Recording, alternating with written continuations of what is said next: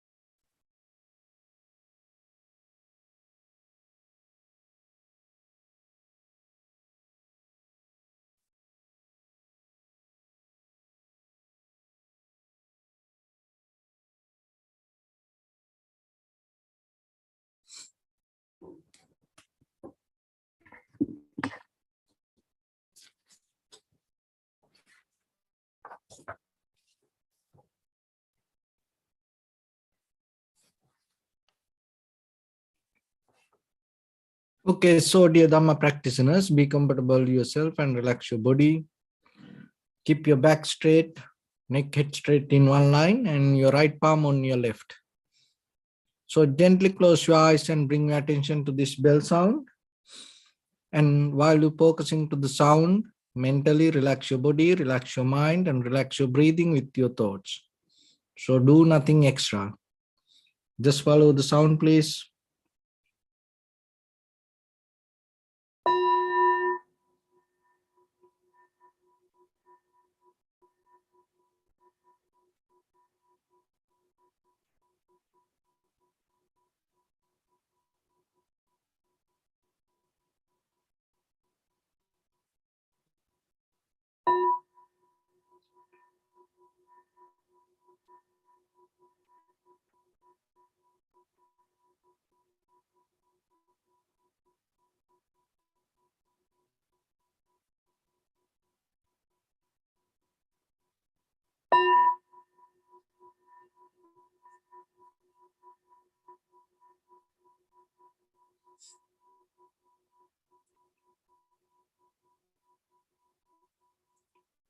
Namo tassa bhagavato arahato samma sambuddhassa. Namo tassa bhagavato arahato samma sambuddhassa. Namo tassa bhagavato arahato samma sambuddhassa. Homage to the Blessed One, the Exalted One, the fully enlightened One. So, dear Dhamma practitioners, in these ongoing meditation sessions, we mainly try to share some basic information regarding tranquility meditation and insight meditation. So, tranquility meditation means collective awareness, and another way called chitta bhavana, one-pointness. So the meditation, the very connotation of the meditation is called bhavana. It's a very that clear interpretation is mental culture. So development of your mind and cultivate your awareness. Cultivate your awareness, purifying it from greed, hatred, and delusion. And other technique called vipassana meditation or insight meditation, or another way called the panya bhavana or analytical meditation. So once you develop your awareness, once you have the calmness, once you come to the one-pointness, from there, you develop analytical method to recognize your perception, especially what's happening within yourself, with your thoughts, with your feelings, with your bodily postures, and all the phenomena. Again and again, reflecting on that will take you to the depth of this happening. And that is where you can recognize who you are. Once you're capable to understand the depth of that you're happening, it brings certain kind of clarity yourself to clear the view regarding the life. That means it will help you to change your point of view. Why we need that clarity with our own point of view? Because if you look very carefully, you will see whatever the most of the struggle came to you because of your own choice. But when we select something we don't see exactly as what it is, we most of time transform this world, transform this information, transform this perception, transform these feelings, transform these needs according to the way we want. It's mostly governed by the emotions. It's mostly governed by needs. It's mostly governed by desires. It's mostly governed by patterns or your habits. And because of that, what happens, we may mostly disconnect from the reality. And then we understand things in wrong way. We understand things, we take things according to the way we want, not exactly the way it happened. That is why things go wrong, or that is why we get into struggle. So in the very basic level, if you are capable to see things as it is, in that very moment, you create a gap in between the perception and the reactions. And that will help you to have a very clear understanding regarding around you, and at the same time, what is happening in you. It's a kind of like you gaining a very rescue method to yourself. And once you have that clear understanding itself, you create a path for yourself to have a peace and harmony within each and every moment in your life. You not came to this world to suffer. You not came to this world to struggle. You not came to this world to fight. But why it happened to us? Because the way we understand bring that to struggle. So then according to the Buddha's teaching, what we need to do, just clear the view that we hold. Once you change the view, things going to change around you. So how then we can change the view if we don't see it? If we don't know how it happened, you can't bring the change. So when it comes to the human evolution, and the most of time that the people thought it's a natural adaptation.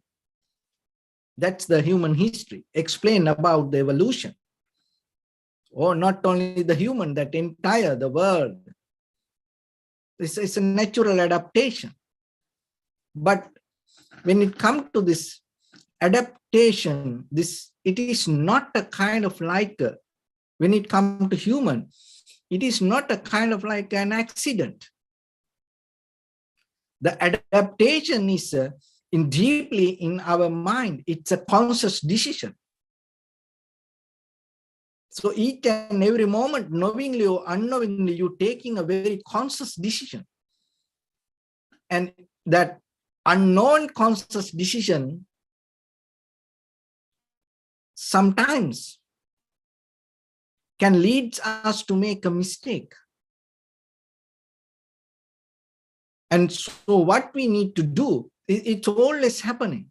So then what we need to do, we need to bring the awareness. So the adaptation, when you take a very conscious decision, the change that you bring, because as human beings, as in this world, that as living beings, we can't escape from the change. The change always happening. But as you know that ourselves also, the change keep happening. Then how the repetition come? Because when the change happens, we allow it to happen. And it's kind of like, then it's follow the habits. But when the change happen, if you are capable to take a very conscious decision with that change always going to take you to the very new moment. So only thing then remember, try to understand it, the change always happening. And if you not become conscious, then if you go with the unconscious mind, what happened? Your previous past experience, habitual patterns overtake that change. That is where the repetition happens. That's why we call the history repeat. But when the change happens, if you take a very conscious decision, you are capable to experience something new. When you experience something new, what happens? That your moment of life going to become new. When the moment of life going to become new, so out of that moment, whatever the life you build,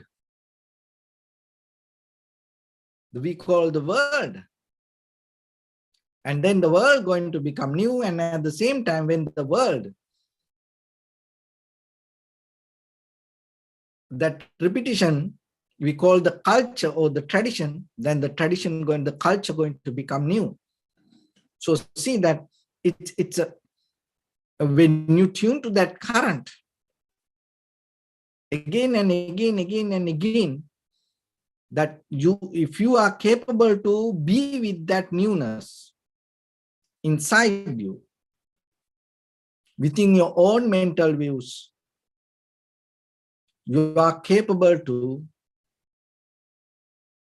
uplift and you are capable to grow yourself. So there is a natural process that happening in you with this growth. So only thing is, if you are capable to tune with the mind, because look at the body, that you no need any effort to grow yourself. It happens naturally. Only thing with the mind, if you are capable to release our mind from our own past, and how comfortable you are. So through the meditation, slowly, you're trying to pick that current. But when it comes to our life, that our own believing, our own understanding sometimes leads us to mistakes. Remember in the beginning of the world, people used to believe the world, the earth is the center of the universe. And they did all the calculations according to that. Just imagine, just go back to that. And how about when people thought about the world is the center of the universe, that mindset. And then overnight, what happened? It shifted to something and came with another idea. The sun is the center of the universe. So see what happened. That believing system shift to something and go and hold that. And That holding again create a certain kind of comfort, but what happens? We are not capable to evaluate ourselves to understand that last night that we used to think about, the world is the center, and now we hold the earth is the center. Now we hold the sun as the center of the universe, and now we hold it to that, but we have no capacity to understand. How about it go wrong? We don't challenge that, our own mental views. We hold it to that. So yourself, sometimes you went through many kind of hopes. It didn't happen. And you went through many kind of mental imaginations. You predict something regarding the future and it didn't happen. And you thought something and it completely opposite thing happened. You know that in your life you experience it. And it proved you that what you think not going to happen. But still, when some thoughts come to us today, we are not capable to understand, oh, yesterday what I thought didn't happen. Because of that, maybe this also not going to happen. We don't think like that. So whatever come to our mind, we don't, oh, this is the one. Oh, I got it. This is going to happen this time. See? It's again and again, again and again. It's keep happening, but we don't see what really happened behind it. So when it comes to the insight meditation, this analytical meditation, it gives the power, it gives the strength, it gives the ability to analyze that deeper in you. Why you need that? Because it doesn't matter right or wrong, good or bad, pleasant or unpleasant, joy or pleasure or pain. We hold, always we have nature to hold into these self-centered ideas. So through the meditation, you gain the ability to break it down.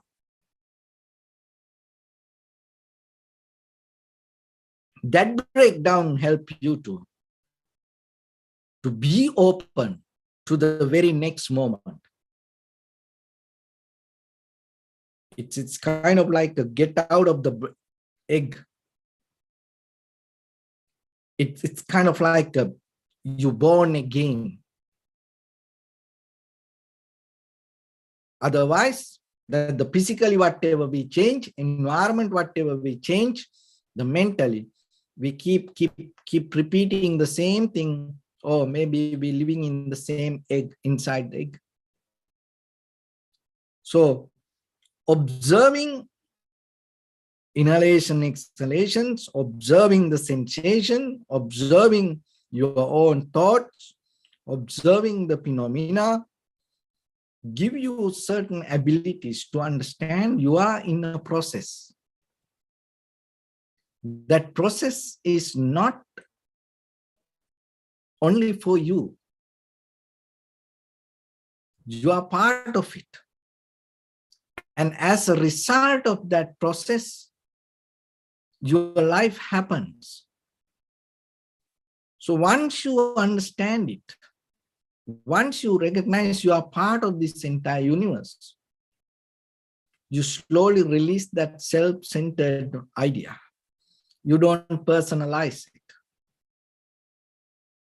So once you have that, it deeply takes you to understand the nature of the mind, and then whatever that you hold with your mental ideas, views, you are capable to release. Listen this very carefully and try to grab it. Once you're capable to release from your own mind, you find the freedom. Not with this outside world. Once you are capable to release, get out from your own thoughts. But mostly, we are so comfortable with our thoughts, our mental views. And when you come to meditation, and once you start meditation after a while, and sometimes the meditation, that the idea about meditation slowly start to hold it to you. Oh, I practice meditation. And then once you have that, what happened?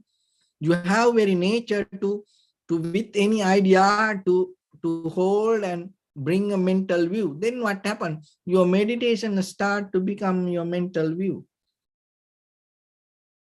And then if someone don't practice meditation, you reject that person. If someone don't know about the meditation, and sometimes you think that person ignorance. And if someone don't do meditation, you think that person is not good. And as a result of that, what happened by the time?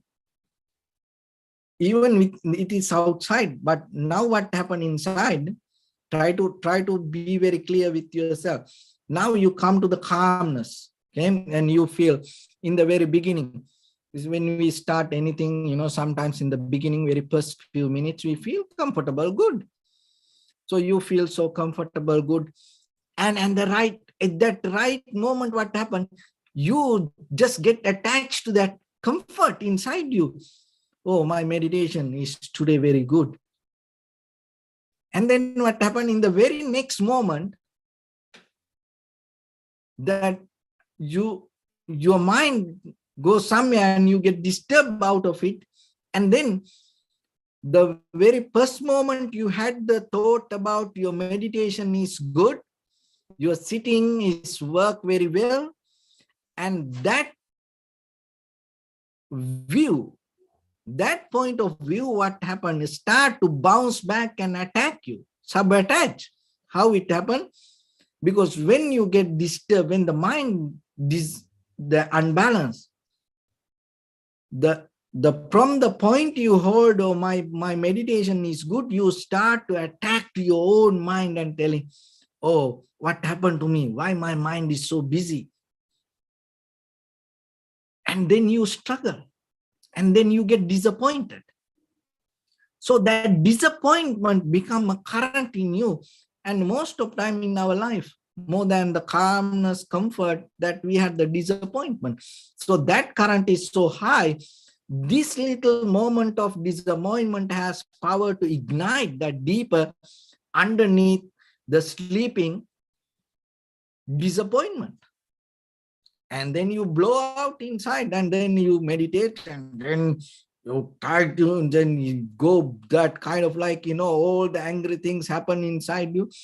That's meditation become kind of like a war zone inside your head. And then what happened? You kind of like, you start with a very good, comfortable mind, and you end up the meditation with very angry, disappointed mind. So why it happened that way? Because that you didn't see, you hold it to you, attached to the very moment of the comfort. And that comfort or that mental image or the hopes start to bring the disappointment regarding the very, you forget the very nature of the mind. You forget the very nature of the mind. That's happened in, I'll do a very simple example with the babies, with the partners, with the husband, wife, with the children, with the parents, with the neighbors. When you come to the relationship, you forget they are human, because your relationship make you blind. You don't see anymore the human. You see, oh, my baby, my child, my husband, my wife, my neighbor. You don't see a human. So same thing happened with the comfort. Now you go to the mind, You hold it to the comfort, and then this is comfort, and that comfort start to struggle with that whatever. But if you're capable to understand the very nature of the mind,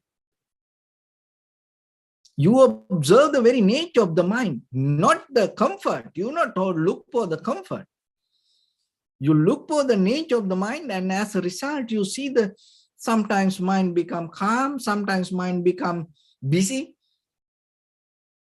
That understanding detach you from reacting to the thoughts, and that moment you create a certain kind of calmness inside you, that you are capable to get the both, the calmness and the busyness both together.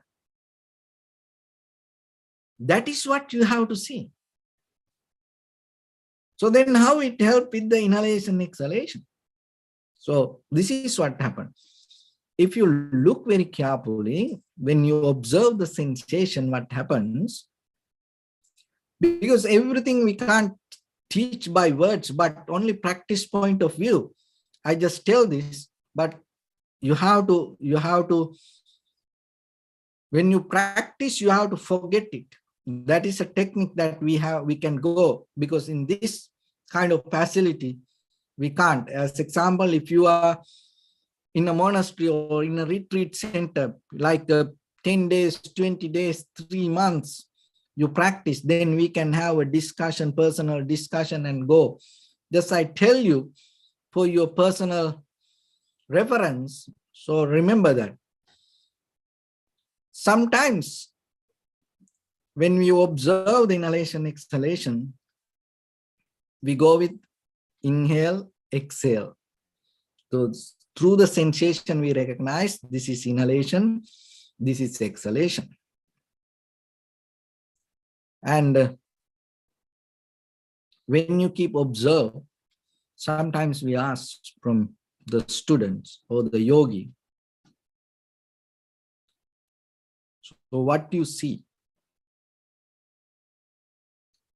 And by the time, if you become very correct with the technique,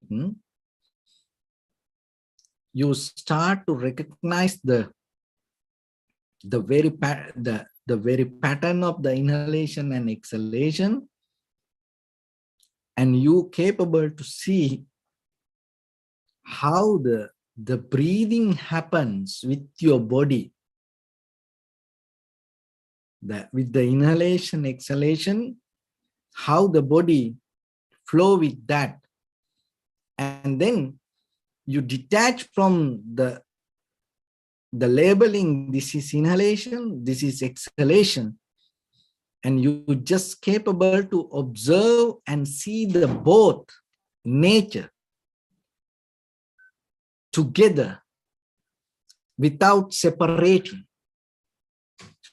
And that is why you see that inhalation and exhalation has the both behavior, the same behavior.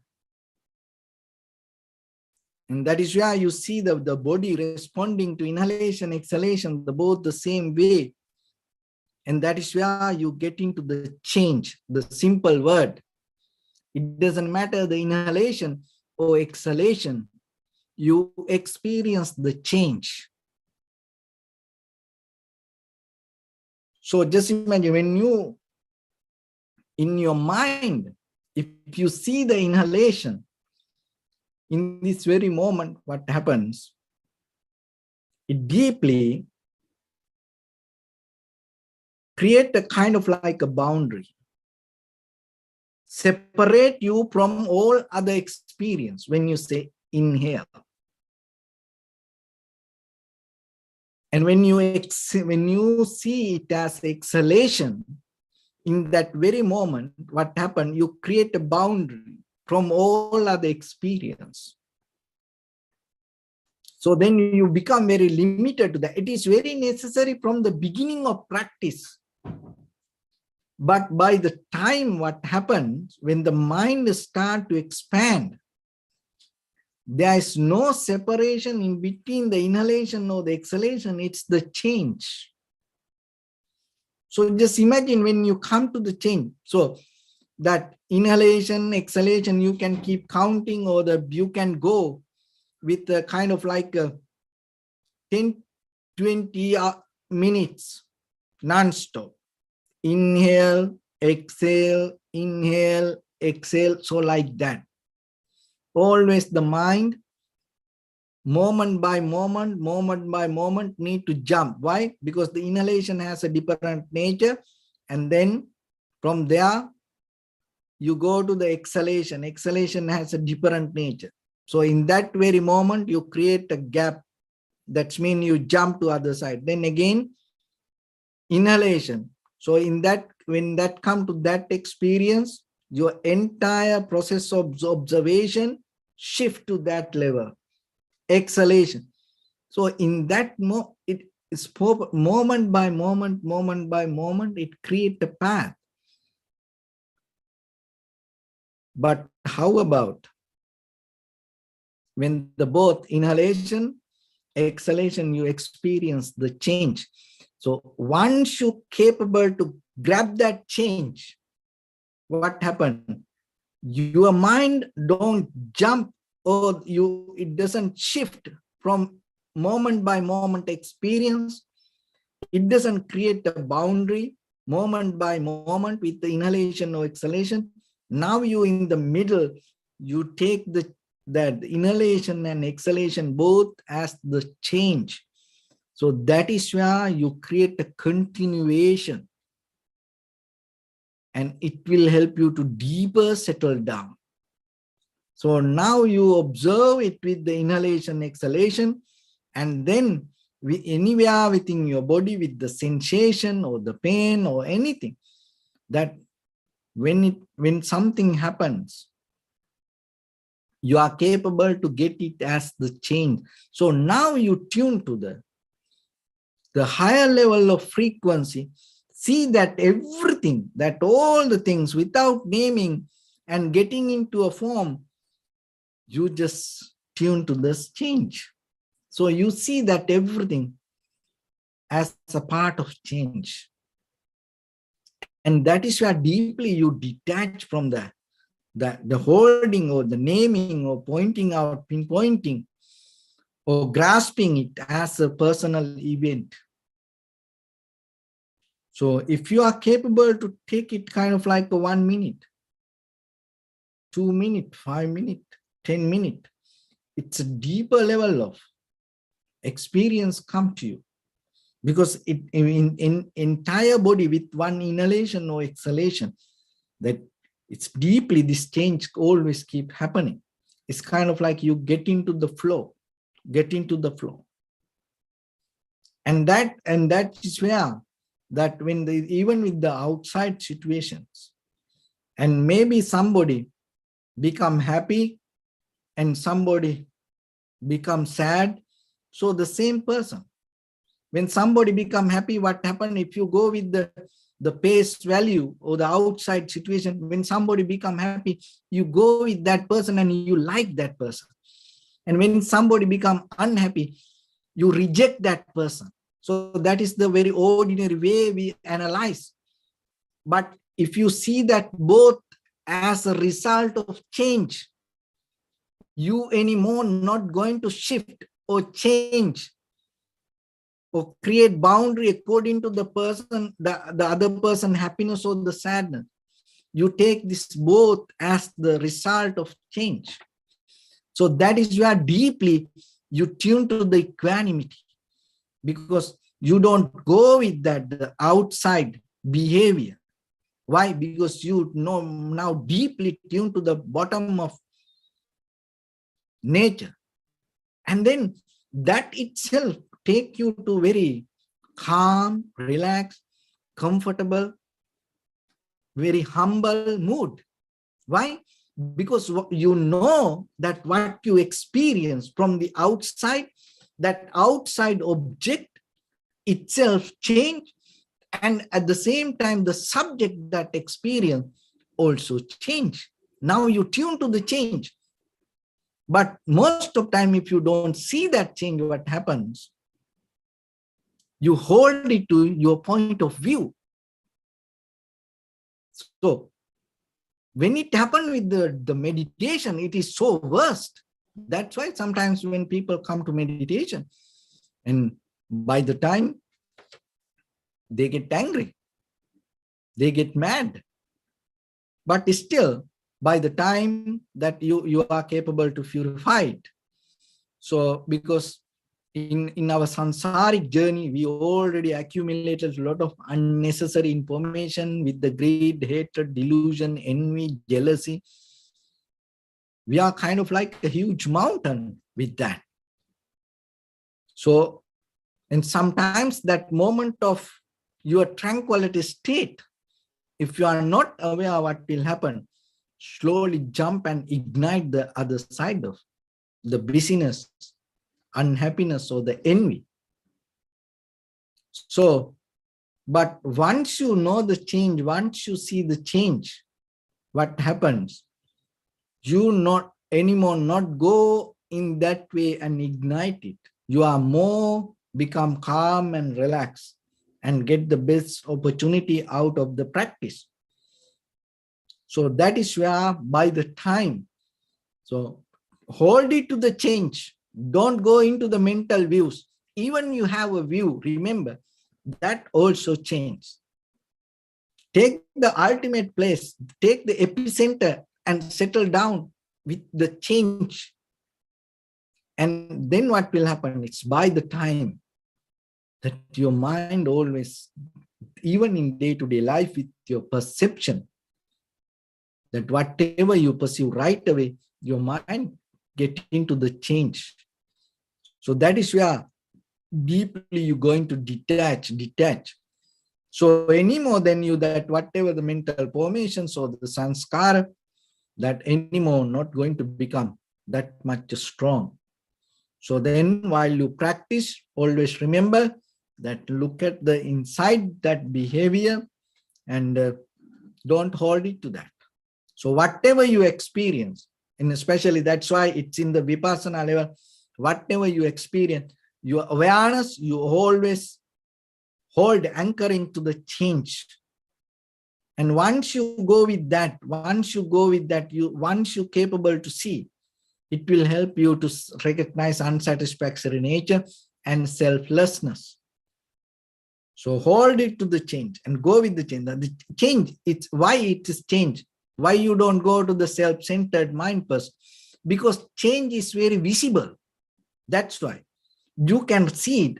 In the beginning, we need the kind of like a very simple that evidence to understand. So the change you can see, even any sensation or any pain, and especially with the inhalation of exhalation. Look, what you experience with the inhalation exhalation, very simple, you experience the change.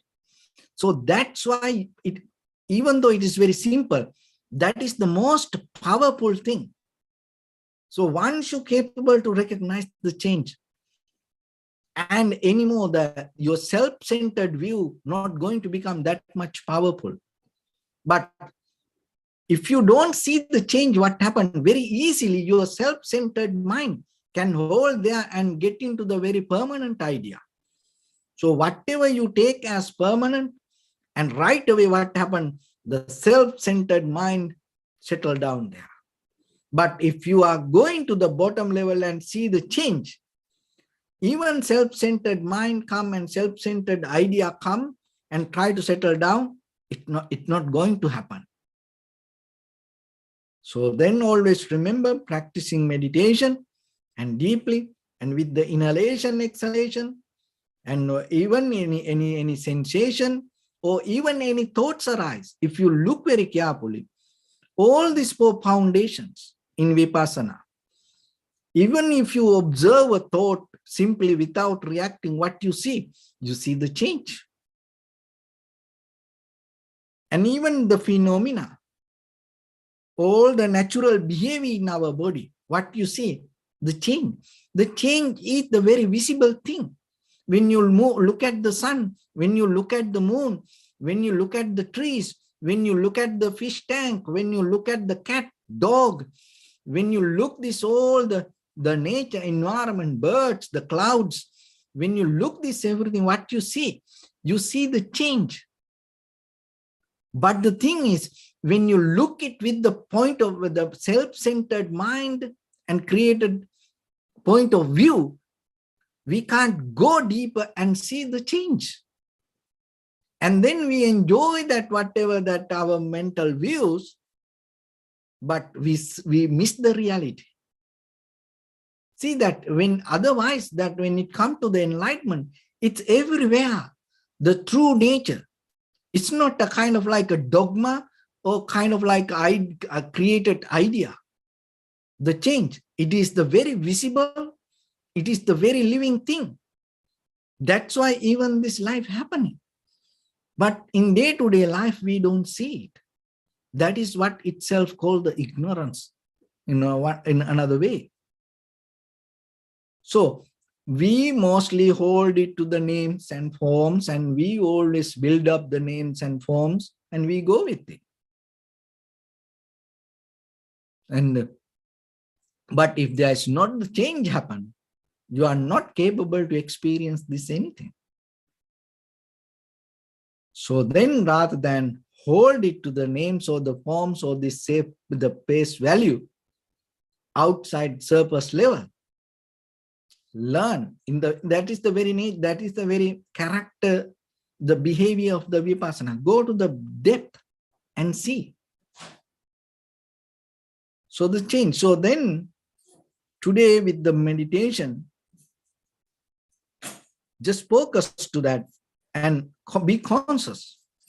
And even though in the beginning you see inhalation, exhalation, in the beginning we settle down with the tranquility meditation, but with that settle down, try to see the change. Don't try to name it, don't try to more analyze it, don't try to more bring kind of like a thoughts towards it. Just simply see the change. And that will little by little make you very familiar to see the change, rather than going to more mental image or the words or visualization. And once you tune to that, in a certain level, your mind will shift to a certain flow that everything is changed. That is the very nature. So try to catch that. And at the same time, remember yourself, and always you have to see the observer, the very condition of the observer. You have to be more calm, relaxed, humble, and at the same time, you have to be strong, awake. And you don't drop the desire, but you don't have too much desire. Because if you drop the desire, it makes you more lethargic, sleepy. If you have too much desire, it makes you so tired. So that you have to always balance the mind. But at the same time, remember, don't get into any mental image, that with the experience, that whatever you see the change. So with that, let's get into practice a little bit. And your right palm on your left. So bring attention to your body and scan head to toes yourself and say Sopatveva, or may I be well and happy 3 times.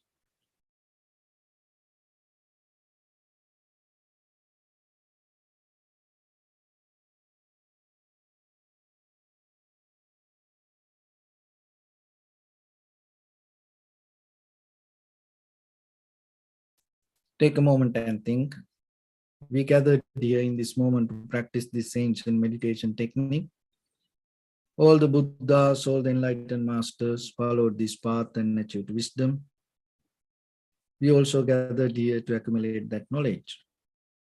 In this moment, with this sitting, may my body become more comfortable, may my breath be more smooth, may no difficulties come to me, may all the success come to me. Also think for a moment, this is the last moment we're spending in this very lifetime, and detach your mind from all your past memories and as well as any kind of future thoughts. Just try to remain in the present moment, observing the sensation of your inhalation and exhalation, and at the same time, be aware about the change happening. So, in the beginning, deeply and gently breathe in, breathe out 3 times, please.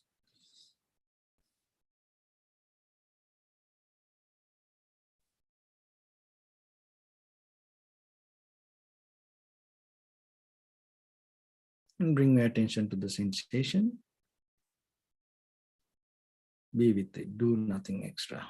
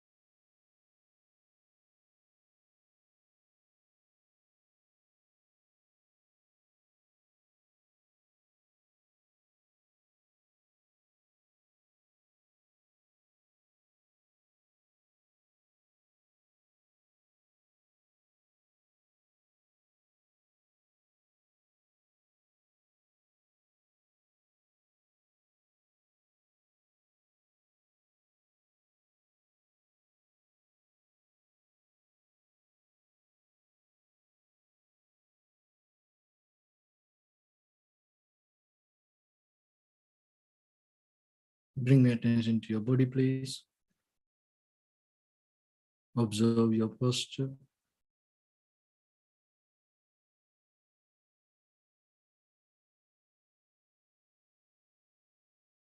We cultivate loving kindness and compassion in our heart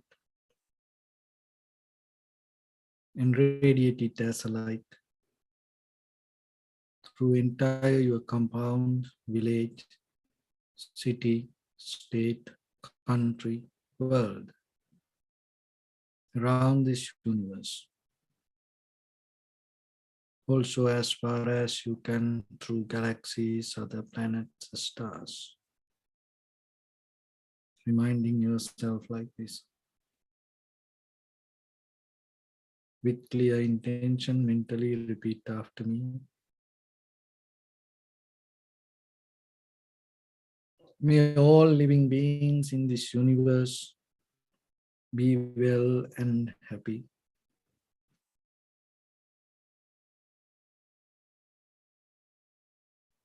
May everyone be happy and safe. And may their hearts be filled with joy.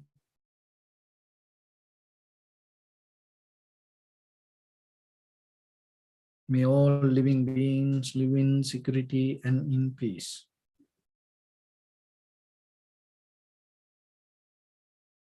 Beings who are frail or strong, tall or short, big or small, visible or not visible, near or far away.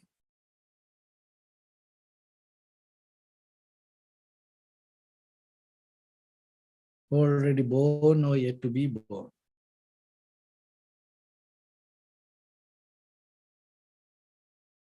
May all of them dwell in perfect tranquility.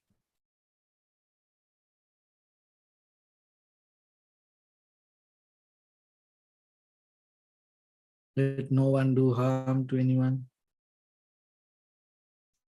Let no one put the life of anyone in danger. Let no one out of anger or ill will wish anyone any harm. Expand the loving kindness and compassion beginning from your heart.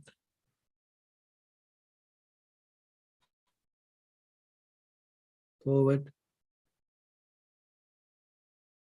Visualize yourself and send it as light.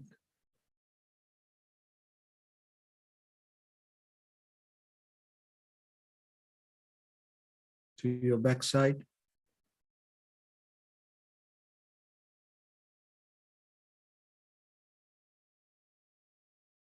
To your left side.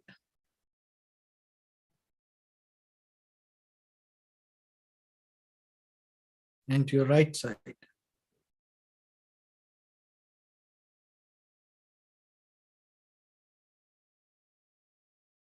Downward.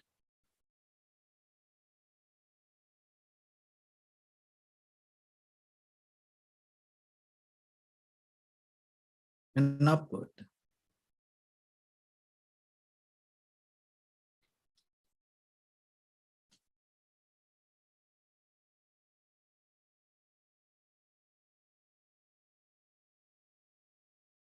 To all 6 directions at once. Like the moon, the sun, spread the light, spread the energy without any condition, without any limitation, without any resistance or without any judgment. Let your heart to shine with the loving kindness and compassion from the bottom of it, with the maximum effort to the highest. Wishing yourself, may all living beings in this universe be well and happy.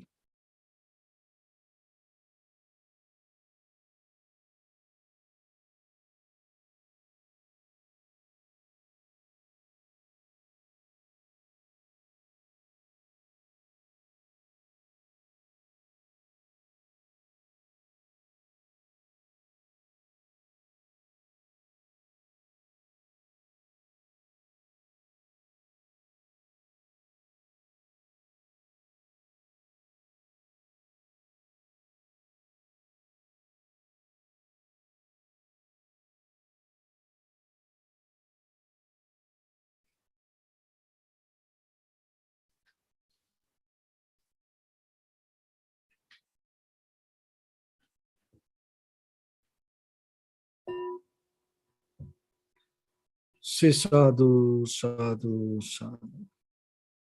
So first of all, we offer this practice to the great qualities of the Buddha, Dhamma and the Sangha. And also by the power of this meritorious deed, may all of us attain to the supreme bliss of Nibbana.